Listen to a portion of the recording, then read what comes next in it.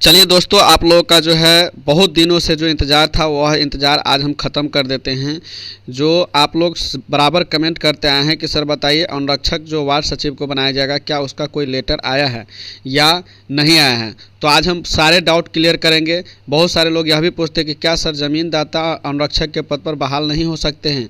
तो बहुत सारे सचिव भाई ऐसा भी कमेंट करते हैं कि सर हमको हटा करके जो है वार्ड सदस्य की जो है अपना जो है रिलेशन के आदमी को अनुरक्षक बना दिया गया है। तो आज सभी डाउट क्लियर करेंगे, किसको अनुरक्षक बनाया जा सकता है और कौन अनुरक्षक बन सकता है और नहीं बन सकता है। इन सारी डाउटों को क्लियर करेंगे, तो बने रहें हमारे इस वीडियो पर शुरू से अंत तक।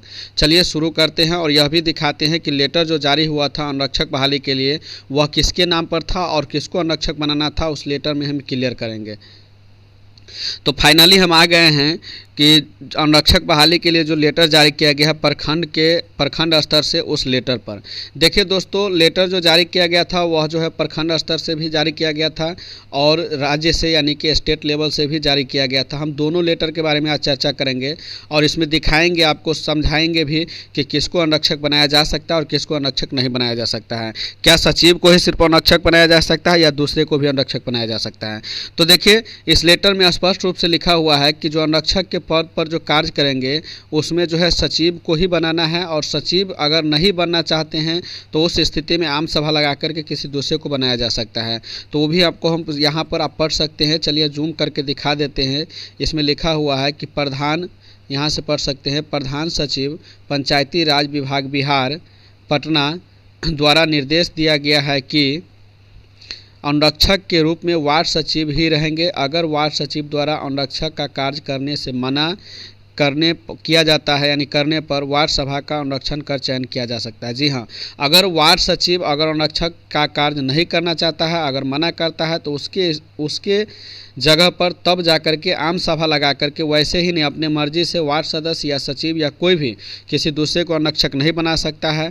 उसके लिए एक आम सभा लगाना होगा। अगर अनुरक्षक मना करते हैं तब, सचिव मना करते हैं तब, और उसके बाद जो है दूसरे को जो है अनुरक्षक के पद पर चयन किया जा सकता है। यह जो है लेटर जो है प्रखंड बाई प्रखंड जो है जारी करना था, जिसमें आप देख सकते हैं यह सीतामढ़ी जिला के सुप्पी प्रखंड के विकास पदाधिकारी ने यानी प्रखंड विकास पदाधिकारी ने यह लेटर जारी किया था कि सुप्पी प्रखंड में जितने भी वार्ड सचिव भाई हैं उनको अनुरक्षक बनाया जाए और अगर वह मना करते हैं, अनुरक्षक नहीं बनना चाहते हैं, तो उस स्थिति में आम सभा लगा करके किसी दूसरे को जो है अनुरक्षक बनाया जा सकता है। तो इससे आपको डाउट क्लियर हो गया होगा कि अनुरक्षक किसको बनाया जाना है। तो चलिए हम आगे जो है अभी इसको ख़त्म नहीं करेंगे। जो सरकारी जो लेटर था यानी कि जो स्टेट लेवल का जो लेटर था, बिहार राज्य सरकार का जो लेटर था पंचायती राज विभाग का, उस लेटर में क्या लिखा था आज वह भी हम समझ लेते हैं। क्या उसमें भी यही निर्देश दिया गया था कि सिर्फ सचिव को ही बनाना है या किसी दूसरे को ही बना सकते हैं। तो चलिए आगे हम देख लेते हैं।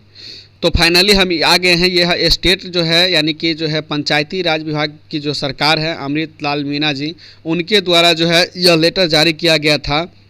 अगर किसी भी भाई को अगर यह लेटर जो है पीडीएफ चाहिए, अगर पीडीएफ में पढ़ना चाहते हैं तो हम यह पीडीएफ का जो है लिंक अपने इस वीडियो के डिस्क्रिप्शन बॉक्स में दे देंगे। आप वहां से पीडीएफ डाउनलोड कर लीजिएगा। यह 3-4 पेज का पीडीएफ है, उसमें स्पष्ट रूप से पढ़ सकते हैं कि किसको किस पद पर बहाल करना था, वह सारे डिटेल्स इसमें लिखा हुआ है। तभी हमको देखना है कि अनुरक्षक बहाली के लिए जो है राज्य सरकार ने क्या निर्देश दिया था उसके बारे में। तो चलिए हम उसको भी जो है इसमें दिखा देते हैं कि राज्य सरकार की क्या जो है, यहाँ पर आप देख सकते हैं इसके अंदर में पूरा पढ़ सकते हैं कि इसमें निर्देश दिया गया है कि वार्ड सचिव को अनुरक्षक बनाया जा सकता है या वार्ड सचिव के जगह पर किसी दूसरे को भी अनुरक्षक बनाया जा सकता है जब अनुरक्षक जो है वार्ड सचिव नहीं बनना चाहेंगे तब। चलिए हम जूम करके इसको बारी बारी से पढ़ के समझा देते हैं। तो आप देख सकते हैं निर्देश नंबर 1 में यहाँ पर जो निर्देश नियमावली 1 है उसमें आप पढ़ सकते हैं, इसमें दिया हुआ मुख्यमंत्री ग्रामीण पेयजल निश्चय योजना का अनवरत संधारण सबसे महत्वपूर्ण है। पेयजल निश्चय योजना जिन पंचायतों में प्रारंभ हो चुकी है यानी कि शुरू हो चुकी है नल योजना, वहाँ इसे समय से चलाने एवं बंद करने की व्यवस्था होनी चाहिए। पिछली बैठक में इसके बारे में बताया गया था और इसका पत्र भी भेजा गया था। प्रत्येक वार्ड में वार्ड समिति के एक व्यक्ति को अनुरक्षक के रूप में रखना है जो वार्ड समिति का सचिव या अन्य कोई होगा। जी हाँ, यहाँ स्पष्ट रूप से आप पढ़ सकते हैं कि एक व्यक्ति को जो है अनुरक्षक के रूप में यहाँ रखना है। यहाँ पढ़ सकते हैं, यहाँ लिखा हुआ है, थोड़ा हम जूम करके दिखा देते हैं। यहाँ से आप पढ़ सकते हैं कि प्रत्येक वार्ड में, यहाँ लिखा हुआ है प्रत्येक वार्ड में वार्ड समिति एक व्यक्ति को अनुरक्षक के रूप में रखना है। प्रत्येक वार्ड में एक व्यक्ति को अनुरक्षक के रूप में रखना है। उसमें भी लिखा हुआ है कि जो वार्ड समिति का सचिव यानी कि जो वार्ड के जो समिति का जो सचिव है या सचिव को या अन्य कोई हो सकता है, यानी कि कोई ज़रूरी नहीं कि सचिव ही अनुरक्षक बन सकता है, उसमें ज़मींदार भी हो सकता है या वार्ड सदस्य का जो रिलेशन के आदमी है वो भी जो है अनुरक्षक के पद पर हो सकता है। लेकिन वार्ड समिति की इच्छा पर इसका चयन होगा। जी हाँ, वार्ड क्रियान्वयन समिति जो है उसकी इच्छा से इसका चयन होगा। ऐसा नहीं कि अपने मर्जी से वार्ड सदस्य या सचिव कोई अपने मर्जी से जो या मुखिया के द्वारा या ठेकेदार के द्वारा अपने मर्जी से जो है अनुरक्षक के रूप में बहाली कर दिया जाए, ऐसा भी नहीं है। इसके लिए वार्ड क्रियान्वयन समिति के द्वारा आम सभा लगाना है और आम सभा लगा करके ही अनुरक्षक की बहाली करना है। आगे भी यहाँ पढ़ सकते हैं, इस कार्य के लिए जहाँ तक संभव हो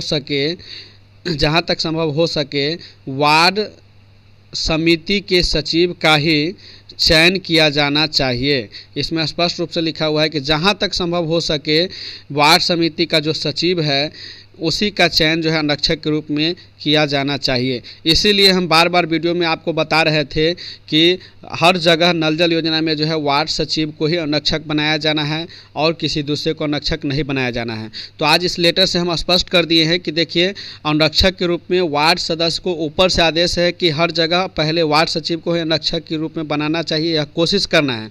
अगर वार्ड सचिव अगर नहीं बनते हैं, वार्ड सचिव अगर अनुरक्षक नहीं बनना चाहते तब इस स्थिति में दूसरे जगह को बनाने के लिए आम सभा लगा करके अनुरक्षक की बहाली की जानी चाहिए।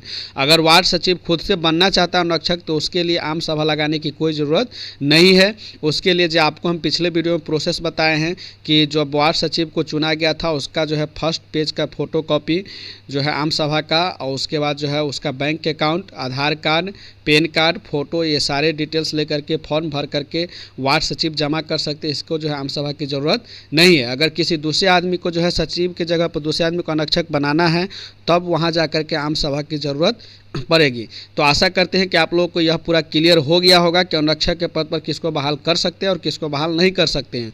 यह सारी उम्मीद जो है वार्ड समिति के यानी कि इच्छा पर आधारित है। अगर वार्ड समिति चाहे तो किसी को भी अनुरक्षक के पद पर बहाल कर सकते हैं बगैर सचिव के अनुमति के बिना। अगर सचिव चाहता है कि हम करें तब किसी दूसरे को वार्ड सदस्य भी अनुरक्षक के पद पर बहाल नहीं कर सकता है।